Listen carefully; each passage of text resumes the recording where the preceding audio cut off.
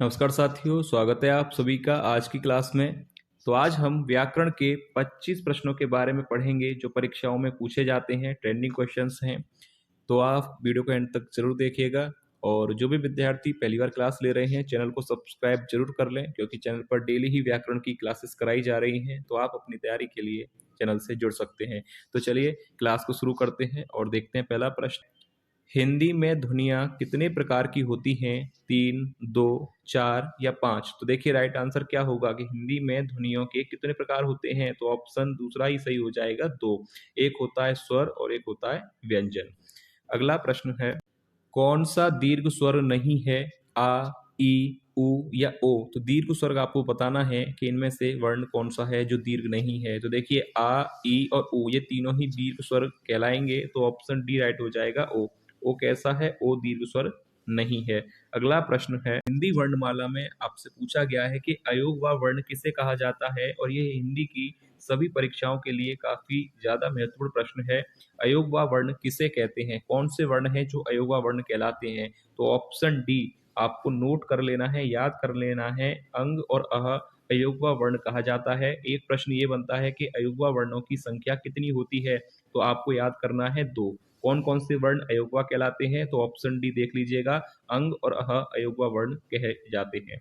अगला प्रश्न है, सूरज निकला और पक्षी चहचहाने लगे किस प्रकार का वाक्य है? सरल वाक्य, संयुक्त वाक्य, मिश्र वाक्य या कोई नहीं? तो देखिए सूरज निकला और पक्षी चहचहाने लगे, मैंने आपको पहले भी बताया था कि जब दो सेंटेंस और से जुड़ते हैं तो वह संयुक्त वाक्य कहलाते हैं। तो यहाँ पर देखिए सूरज निकला, पक्षी चहचहाने लगे, तो यहाँ पर इन दोनों सेंटेंसों को जोड़ने वाला जो शब्द है वह है और जब दो सेंटेंस और से जुड़ते हैं तो वह संयुक्त वाक्य कहलाते हैं। तो ऑप्शन बी राइट आंसर हो जाएगा। अगला प्रश्न है, चौपाई के प्रत्येक चरण में कितनी मात्राएं होती हैं?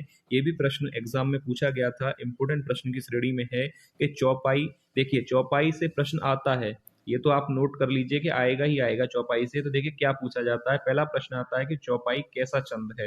तो आपको याद रखना है, नोट कर लीजिएगा कि चौपाई एक सममात्रिक छंद होता है। ठीक है।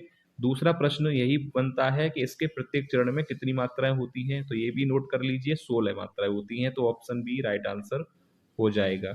अगला प्रश्न है, आकाश पाताल एक करना मुहावरे का अर्थ है? बहुत परिश्रम करना, ऊंची बातें करना, अपमान करना या बहुत बोलना? तो देखिए आकाश पाताल एक करना यानी बहुत मेहनत करना। ऑप्शन ए राइट हो जाएगा, बहुत परिश्रम करना।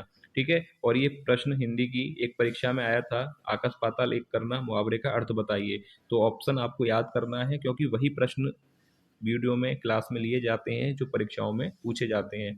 ठीक है। तो आकाश पाताल एक करना मुहावरा हो जाएगा कि बहुत मेहनत करना या बहुत परिश्रम करना। अगला प्रश्न है, लुटेरा शब्द में प्रत्यय है? ऑप्शंस दिए गए हैं। तो देखिए लुटेरा शब्द में प्रत्यय क्या होगा? तो मैंने देखिए पहले तो आपको पता होना चाहिए कि प्रत्यय होता क्या है। जो शब्द के अंत में जुड़ते हैं वह प्रत्यय कहलाते हैं। ठीक है। तो यहाँ पर लुटेरा में प्रत्यय आपसे पूछा गया है, चाहे आपसे उपसर्ग पूछा जाए या प्रत्यय, आपको करना क्या है? सबसे पहले आपको करना है संधि विच्छेद। तो देखिए लुटेरा का अगर संधि विच्छेद करेंगे आप तो क्या होगा? लूट धन एरा। ठीक है।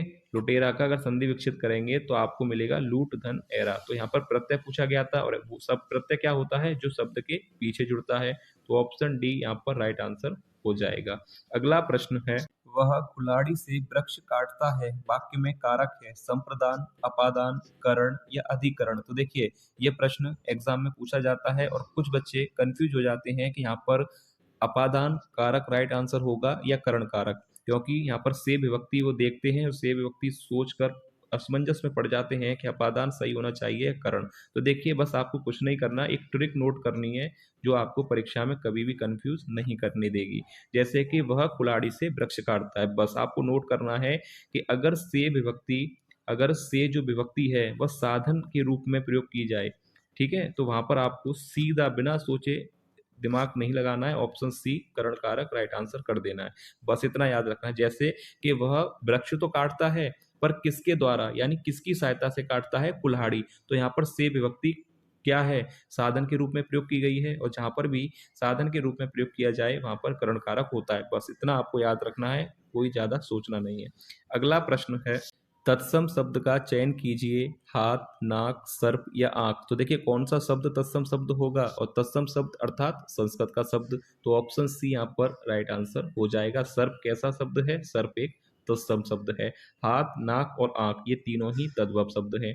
अगला प्रश्न है, अथ का विलोम शब्द होगा अंत, अर्थ, इति या अनंत। तो देखिए राइट आंसर क्या होगा? अथ का विलोम क्या होगा? अथ का विलोम होगा इति, क्योंकि अथ का अर्थ होता है आरंभ और इति का अर्थ होता है समापन। तो अथ का विलोम हो जाएगा इति, और ये एग्जाम में पूछा गया था, तो नोट कर लीजिएगा, अथ का विलोम हो जाएगा इति। अगला प्रश्न है, ऐसी कौन सी दो मात्राएं हैं जिनका प्रयोग तो किया जाता है किंतु उनका समावेश स्वर में नहीं किया जाता? पहले प्रश्न को ध्यान पूर्वक पढ़िएगा कि ऐसी कौन सी दो मात्राएं हैं कि जिनका प्रयोग तो किया जाता है किंतु उनका समावेश स्वर में नहीं किया जाता। तो देखिए सबसे मुख्य लाइन यहाँ पर यही है कि किंतु उनका समावेश स्वर में नहीं किया जाता। तो वो वर्ण कौन से होते हैं? वो आपको पता है कि अयोगा वर्ण होते हैं। तो ऑप्शन डी यहाँ पर बिल्कुल सही उत्तर हो जाएगा, याद रखिएगा ऑप्शन डी। अंग और अह यानी यही दो वर्ण अयोगा वर्ण कहे जाते हैं। अगला प्रश्न है, पुरस्कार का विलोम शब्द क्या है? ऑप्शन ए आशीर्वाद, दंड, कृपा या साधुवाद। तो देखिए पुरस्कार शब्द का विलोम क्या होगा? तो पुरस्कार का विलोम होता है क्या? दंड। पुरस्कार देना या उसका विलोम हो जाएगा दंड देना। तो ऑप्शन बी राइट आंसर हो जाएगा। अगला प्रश्न है, जब राम घर में गया तो वहां कोई भी नहीं था, कौन सा कारक होगा? संप्रदान, अपादान, अधिकरण या करण। तो देखिए जब राम घर में गया तो वहां कोई भी नहीं था, तो यहाँ पर कौन सा राइट आंसर हो जाएगा? यहाँ पर इस वाक्य में जो कारक होगा वह होगा अधिकरण। अब क्यों होगा ये भी देख लीजिए, क्योंकि यहाँ पर कहा गया है कि जब राम घर में गया, जब राम घर में गया तो वहां कोई भी नहीं था। तो यहाँ पर विभक्ति क्या है? मैं। और आपको पता है कि मैं कॉमा पर, ये दोनों विभक्ति किसकी होती है? ये दोनों विभक्ति होती हैं अधिकरण कारक की। तो ऑप्शन सी राइट आंसर होगा। अगला प्रश्न है, जिसकी कोई पूर्व से आशा ना हो वाक्यांश के लिए एक शब्द क्या होगा? तो देखिए प्रत्याशा, अपरमेय, अप्रत्याशित या अनाहत। तो देखिए जिसकी कोई पूर्व से आशा ना हो वाक्य के लिए एक शब्द होता है अप्रत्याशित, क्योंकि अप्रत्याशित का अर्थ है कि जिसकी पूर्व से आशा ना की गई हो। तो ऑप्शन सी याद रखिएगा, क्योंकि ये एग्जाम में आया था, इसलिए इसको यहाँ पर लिया गया है, ताकि आपकी परीक्षाओं में अगर ये प्रश्न आए तो आप गलत करके ना आए कि जिसकी कोई पूर्व से आशा ना हो के लिए एक शब्द होगा अप्रत्याशित। अगला प्रश्न है, राहुल ने लकड़ी की सहायता से आम तोड़े, वाक्य में कारक है अपादान, संप्रदान, करण या अधिकरण। तो देखिए कारक से अगर कोई भी प्रश्न एग्जाम में पूछा जाता है ना, तो इसी तरह से आता है जो कंफ्यूजन करे। ठीक है, इसी टाइप के प्रश्न जो है परीक्षाओं में पूछे जाते हैं। तो पहले प्रश्न को ध्यान पूर्वक पढ़ें, ये गलत नहीं होना चाहिए, क्योंकि राहुल ने लकड़ी की सहायता से आम तोड़े, जहां पर भी से विभक्ति का प्रयोग साधन के रूप में हो, आपको सीधा ऑप्शन लगाना है करण कारक। ठीक है, अब आप सोच रहे हैं कि यहाँ पर करण कारक क्यों है? क्योंकि से विभक्ति है, पहली बात। दूसरा, लकड़ी की सहायता से, यहाँ पर पीछे देखिए लकड़ी की सहायता से आम तोड़े, किसके द्वारा आम तोड़े? लकड़ी की सहायता से, लकड़ी से आम तोड़े।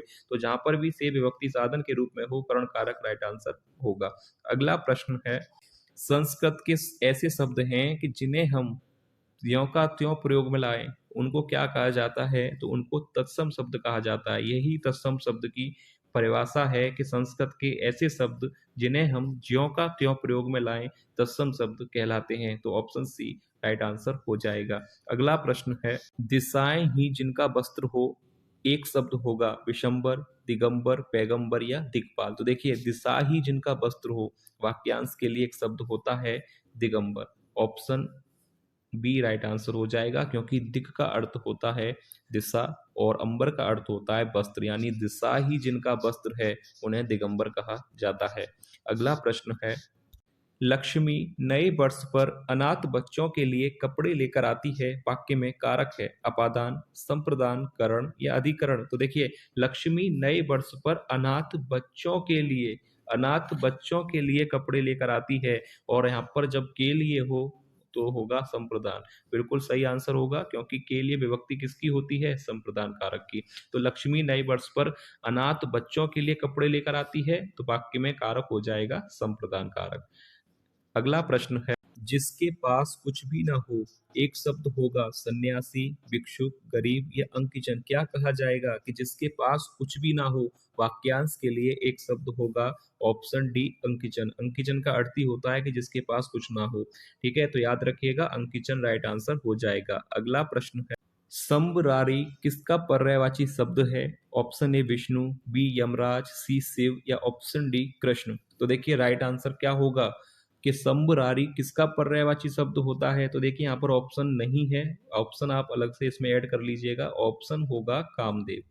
ठीक है, यहाँ पर ऑप्शन ही नहीं लिखा गया है, कोई बात नहीं, आप नोट कर लीजिए कि संबरारी किसका पर्यायवाची होगा, तो ऑप्शन ई ही राइट आंसर हो जाएगा, कामदेव का। ठीक है, क्लियर है आपको? तो यह था वीडियो का लास्ट प्रश्न। अगर आपको वीडियो पसंद आई है तो वीडियो को लाइक जरूर कीजिएगा, और जो भी विद्यार्थी चैनल पर नए हैं, पहली बार क्लास ले रहे हैं, चैनल को सब्सक्राइब जरूर कर लें। तो चलिए मिलते हैं नेक्स्ट क्लास में और महत्वपूर्ण प्रश्नों के साथ। तब तक के लिए धन्यवाद।